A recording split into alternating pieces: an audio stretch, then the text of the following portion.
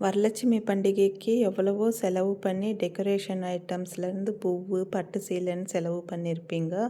விளக்கேற்றுற விஷயத்தில் மட்டும் எண்ணெயில் விளக்கேற்றுறதா இல்லை சுத்தமான பசுநெய்யில் விளக்கேற்றுறதான்ற கன்ஃபியூஷன் இருக்கிற உங்களுக்கு இந்த வீடியோ. சுத்தமான பசுமாட்டு வெண்ணெயில் தயாராகிற நம்ம எஸ்ஜிகே நெய்யை பூஜையில் விளக்கேற்ற பிரசாதம் பண்ண கூட யூஸ் பண்ணலாம். குழந்தைங்கள்லேருந்து பெரியவங்க வரைக்கும் சாப்பிட்லாம். இந்த பசுமாட்டு வெண்ணெயில் செய்கிற நெய்யை நீங்கள் ஆயுர்வேதிக் மெடிசினுக்கு கூட யூஸ் பண்ணிக்கிறலாம். பஜாரில் நீங்கள் வாங்குகிற நெய்யில் உங்களுக்கே தெரியாமல் நிறைய விஷயங்கள் கலப்படமாக இருக்குது. அந்த மாதிரி அடல்ட்ரேஷன் நெய்யிலேருந்து உங்கள் ஃபேமிலி மெம்பர்ஸையும் காப்பாற்றிக்கிங்க.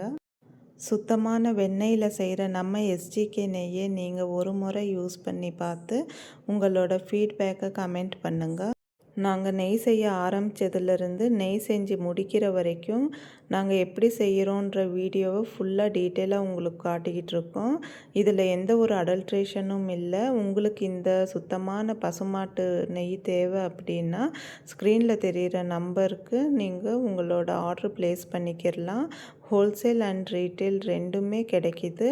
மணலான சுவையான மணமான நெய் ரெடி.